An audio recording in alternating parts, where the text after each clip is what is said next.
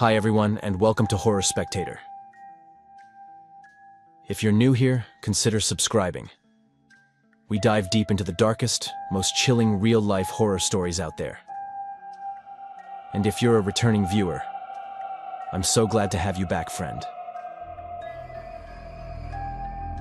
In this video, we're exploring two stories that for me are a complete mystery.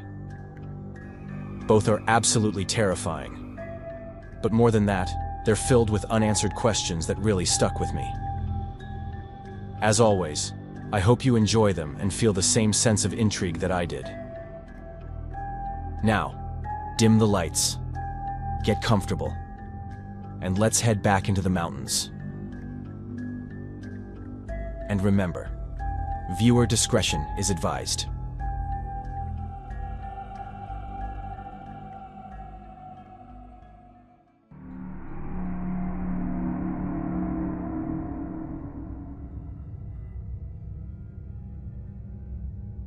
My name is Danny, and I'm 33 years old. And before I get into what actually happened, I need to explain a bit about myself. Because without that, none of this really makes sense. I grew up in a very large family. I was one of 11 siblings. And while people usually react to that with a smile or some kind of romantic idea of a big, happy household, the reality was a bit different. My parents did their best. They really did.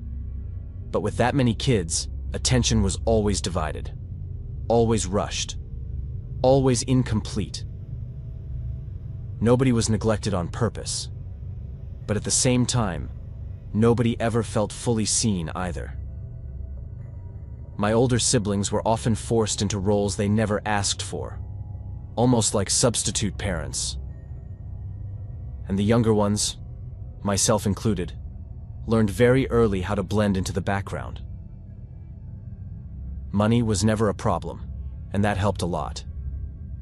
If it hadn't been for that, things could have gone very wrong.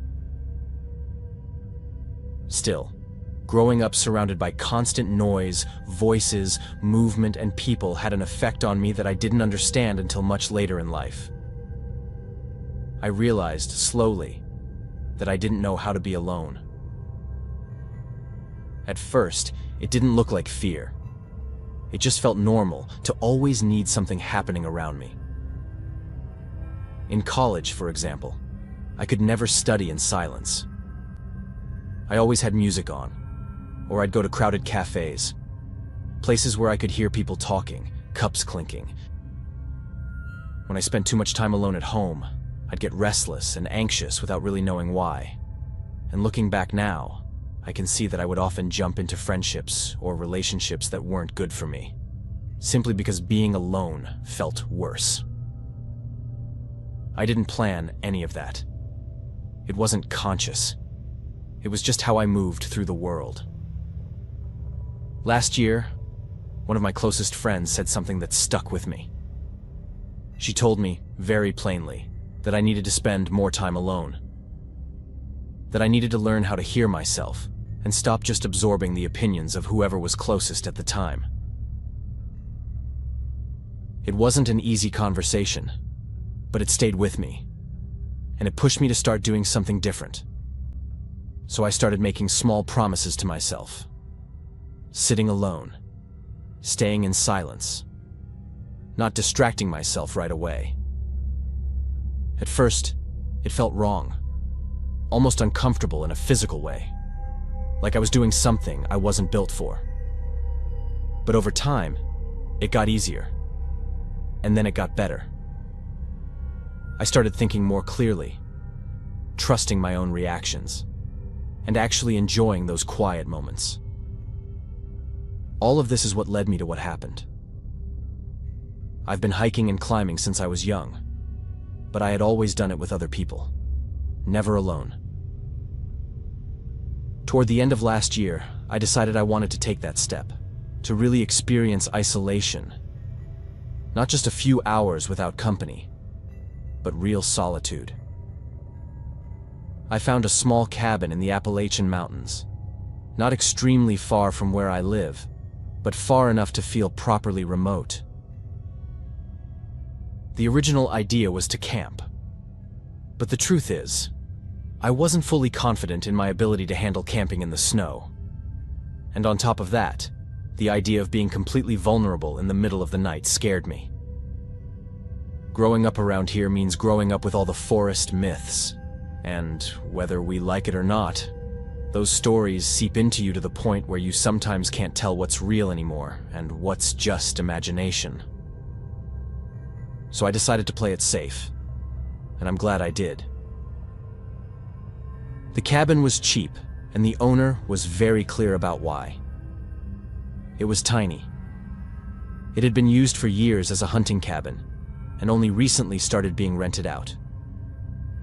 One single room, a narrow single bed, a small stove, a basic cooking area, and this sort of odd hole that was meant to serve as a bathroom, all in the same space. That was it. Still, since I was going alone, it felt perfect. When I arrived, nothing felt strange. The place was clean, simple, exactly what I expected. There was even a kind of charm to it. Near the entrance, there was a small piece of paper with instructions: how to light the stove, how to keep the cabin safe, things like that. But one detail stood out. Behind the bed, low on the wall, right near where your head would be when you slept, there was a small hole sealed with something like a wooden plug. The note mentioned it briefly, saying that if you removed it, you could look outside. I didn't really understand why it was there. The cabin had a window and a door, so it wasn't like there was no other way to see outside. Still, I unscrewed the plug and looked through. All I could see were trees and a small patch of forest. Nothing unusual. I put it back, but I remember feeling slightly uncomfortable, especially because of how close it was to the bed. I told myself it probably had something to do with hunting. Since I know nothing about that world, I let it go. The rest of the day went fine. I unpacked, lit the stove because it was freezing, and prepared for the hike I had planned for the next day. That night, though, I thought I heard footsteps outside the cabin.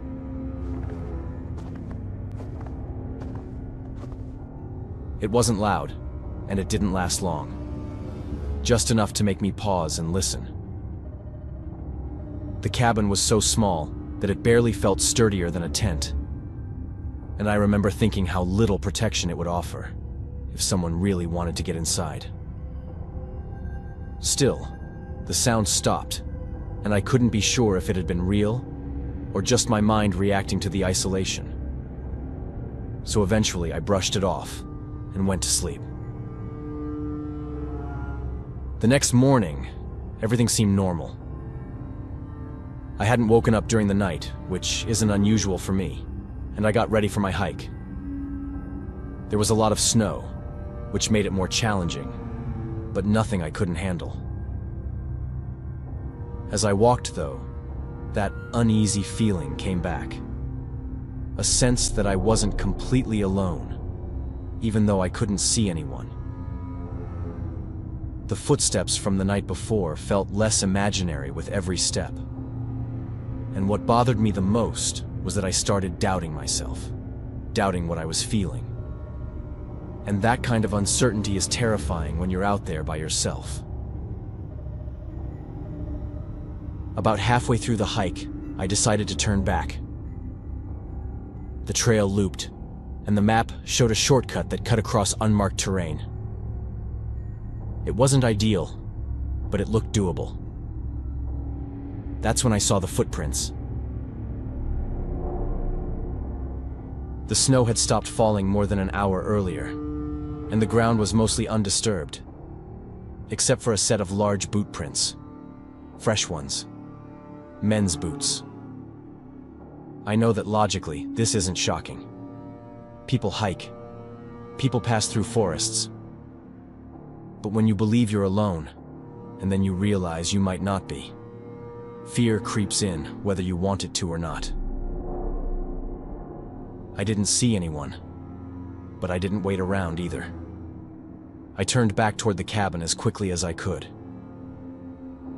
I kept telling myself I was overreacting, that I was letting my imagination run ahead of me. But I also knew I didn't want to be reckless. I made it back to the cabin without crossing paths with anyone, and decided to stay in for the rest of the day and reassess in the morning. But that night, I heard the footsteps again, and this time, there was no doubt that someone was outside.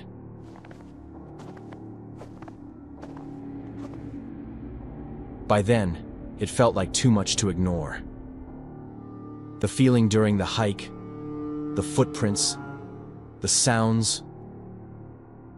I thought about calling out, asking who was there, maybe even pretending I was armed. But something stopped me.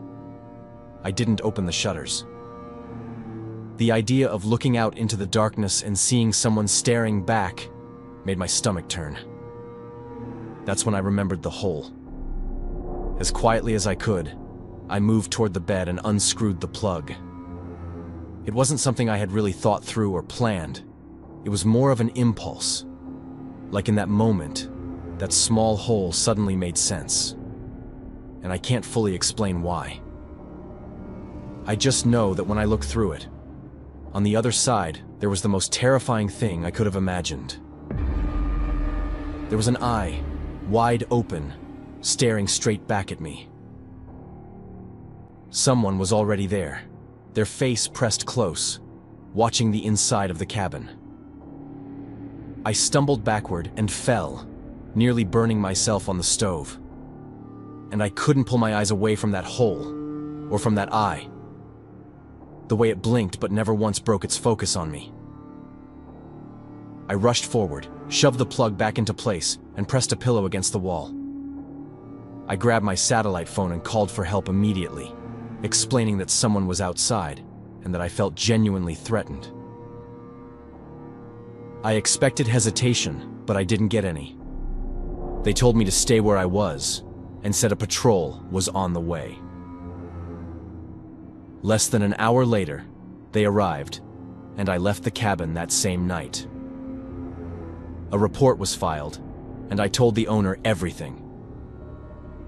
Even though they found footprints in the snow and spots along the cabin walls where the snow was gone, as if someone had walked around it with their fingers pressed against the wood, nothing else was ever found. And whatever had been watching me through that hole was already gone.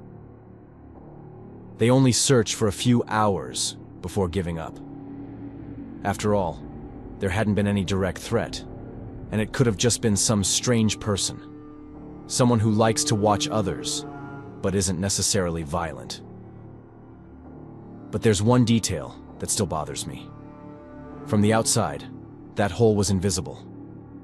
You wouldn't notice it unless you already knew it was there, unless you had been inside that cabin before, or unless someone had told you exactly where to look. On top of that, ever since then, I've been trying to find any explanation for what that tiny hole could have been. Barely bigger than an eye. I can't find any useful information online, so I assume it's not something common. If I hadn't read that note on the cabin door, I probably wouldn't have even noticed it. The owner himself doesn't know what the hole was for. If anyone has any idea why it was there, or any theories, please tell me. It's been eating at me because I keep thinking the person would have had to know that hole existed. This wasn't that long ago, and it's still fresh in my mind. I know it might not sound terrifying to everyone, but for me, it was enough. I don't think I'll ever put myself in that level of isolation again.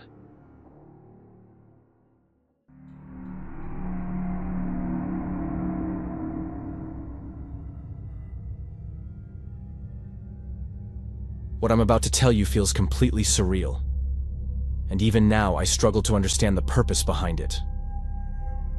All I know is that it was genuinely terrifying, and every instinct I have tells me I barely escaped something dark.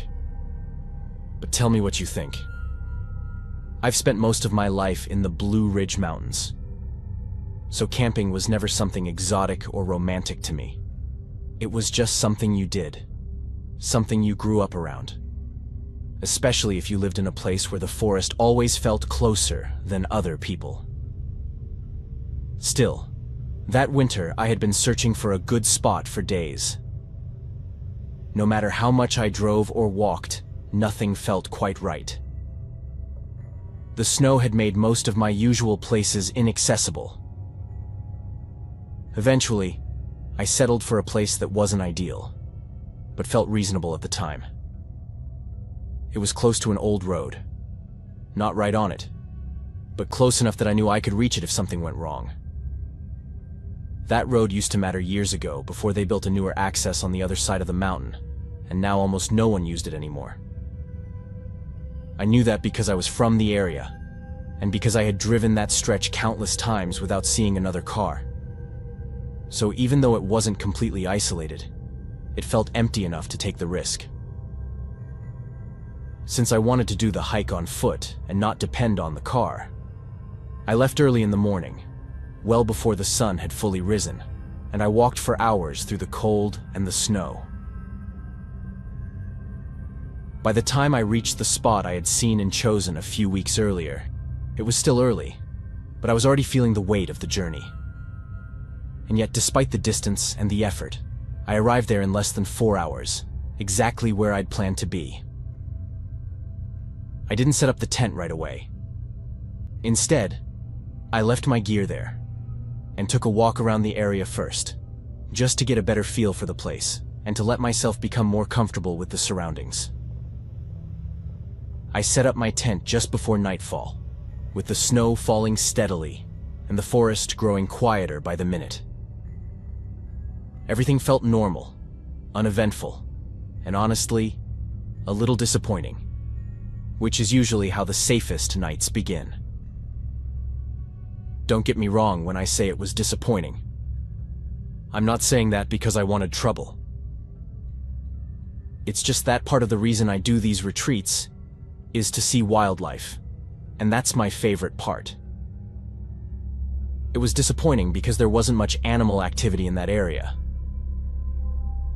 I ate, checked my gear, and eventually fell asleep to the sound of wind brushing through the trees and nothing else.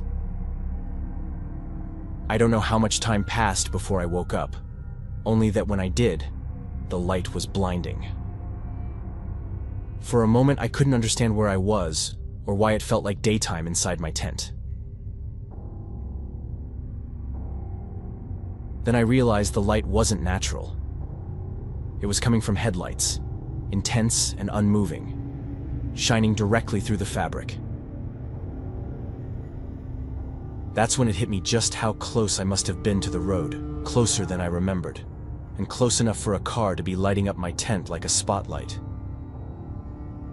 I stayed completely still, my heart racing, trying to listen for anything that would explain what was happening. I expected footsteps, voices, doors slamming, anything at all. Instead, there was nothing. Just the hum of an engine somewhere beyond the trees and the light pressing in from all sides. I lay there for what felt like a long time, frozen, weighing my options and realizing that none of them felt right. Eventually, when nothing changed and the silence continued, I decided I couldn't just stay there. Slowly and carefully, I reached for my emergency pack and the protective gear I kept close, and then I unzipped the tent and stepped out into the snow. Moving through the trees, I tried to stay low and quiet, circling just enough to get a clearer view of the road. That's when I saw the car, and immediately knew something was wrong. It wasn't parked along the side like you'd expect. It was stopped perpendicular to the road, blocking both lanes. All the doors were open, front and back, and the headlights were still on, aimed directly toward the trees and, unknowingly, toward me. I couldn't see anyone inside the car. Everything about it felt deliberate and careless at the same time. And I couldn't make sense of why someone would stop like that at 3 in the morning, in the middle of nowhere, with no sign of urgency or distress. That's when the thought settled in, cold and heavy, that whoever had been in that car was no longer in it.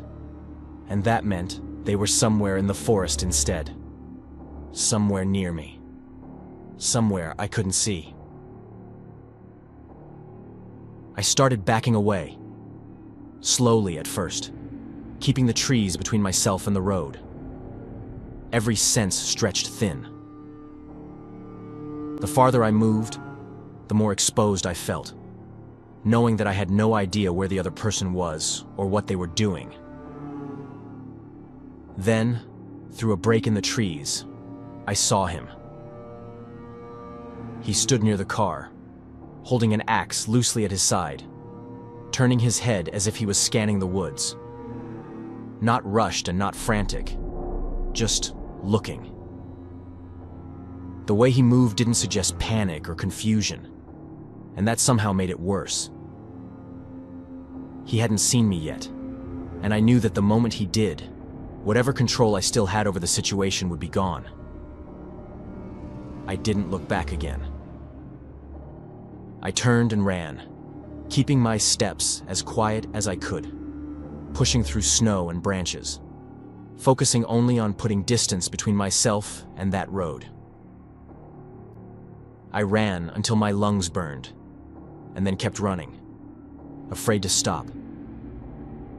Afraid that if I did, I'd hear footsteps behind me or see the forest light up again. I've heard countless stories like this, about being chased through the woods, and I always thought it wouldn't be as terrifying as people made it out to be. But believe me when I tell you that it is. Running without direction, between the trees, not knowing whether the person is actually behind you or not, is terrifying. Every normal sound in the forest suddenly feels like a potential threat, and it puts you on such a high alert that it starts to destroy you. If you're not careful, it can become a paralyzing feeling, or something that completely strips you of the ability to think clearly. By the time dawn came, I was exhausted but far from where I had started.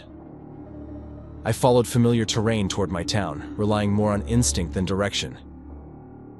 And when I finally reached a place I recognized, I felt something close to relief for the first time. I never went back for my tent. I never returned to that spot on foot. I've driven along that road a few times since then, and every time I pass by, I feel a slight chill run through me. More than once, I've had the urge to go back and see if my tent is still there and what condition it's in. But I've always resisted the impulse to pull over and stop the car. To this day, I don't know what that man was looking for, or why he was there with an axe in the middle of the night. I don't know if it had anything to do with me, and part of me believes it probably didn't, since I had told no one where I was going and made a habit of changing locations every time. Still, the timing was too strange to ignore, and I can't shake the feeling that I walked away from something that could have ended very differently. Maybe I was never meant to find out what his intention was. Maybe realizing how close I came is the only answer I'll ever get.